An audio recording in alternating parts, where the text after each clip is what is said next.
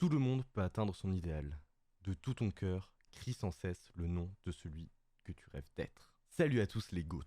Pour ceux qui me connaissent, vous savez que j'ai un rapport très fort avec le basket. J'en pratique régulièrement, j'ai dévoilé Real et Slam Dunk très rapidement, je regarde la NBA assidûment. Et ce mercredi 19 octobre, c'était pour moi un jour très important, à marquer de deux pierres blanches. De 1, le retour de la NBA, comme j'ai dit, la plus grande ligue de basket au monde, qui a repris du coup ce mercredi. Mais ici, c'est une chaîne manga. Du coup, on va surtout se pencher sur une sortie de manga qui va m'accompagner pendant un petit moment. Du coup, on sort notre paire préférée, on enfile notre plus beau maillot de basket, on se prépare pour un crossover et on shoot derrière la ligne des 3 points pour plonger dans Deep Free. Deep Free, qu'est-ce que c'est?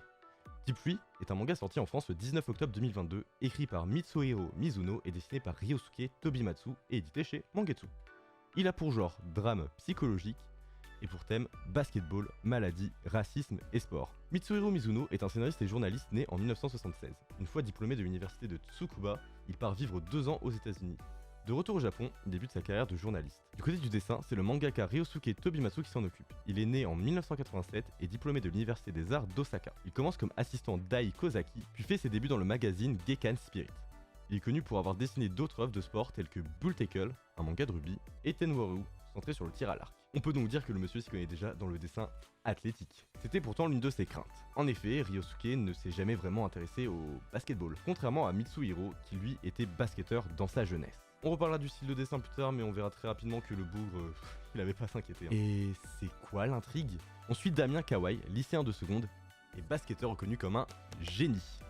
Qui trappe à Slam Dunk, on aime bien ici, lors de la finale des éliminatoires départementales pour se qualifier à l'un des 3 plus grands championnats lycéens du Japon, le tournoi interlycée. En effet, pour son jeune âge, Damien a une vision de jeu excellente, peut contrer et sait même dunker. Cependant, lors de ce match, il va se faire une rupture du tendon d'Achille et rater les paniers qui devaient faire gagner son équipe. Suite à ça, il souffrira du gypse.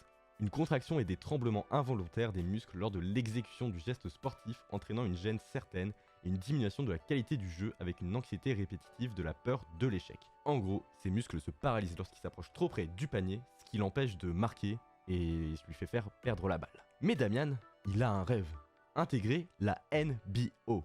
Ouais, non, pas la NBA, je pense que c'est une question de droit, mais bon, c'est la même chose. La plus grande ligue de basketball du monde. Damian va alors lutter pendant 2 ans contre son handicap, le yips, par 2 moyens. La force de sa détermination et le fait qu'il soit le fils d'une star de basket, Ervin Johnson. Ervin Johnson, c'est Magic Johnson, mais pour moi, c'est plus Kobe Bryant. Je veux dire, regardez-moi ces 2 images. C'est littéralement la même. On retrouve du coup Damian, 2 ans plus tard, prêt à en découdre avec le basket lycée. Eh ben non. Non.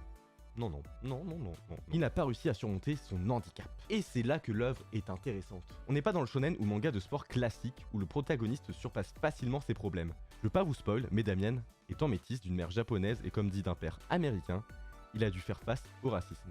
En effet, malheureusement au Japon, le métissage est mal vu et Damien va devoir faire avec. Mais comment ça peut devenir intéressant, un manga de basket, si le protagoniste, il peut plus faire de basket? Et il va changer totalement de technique et faire du shoot à 3 points, son arme contre le yips. Il pourra aussi compter sur son équipe qui a confiance en lui. Petit rappel au basket, t'as la zone dans laquelle tu peux shooter et qui te rapporte 2 points, et derrière une ligne, tu peux shooter et ça te rapporte 3 points.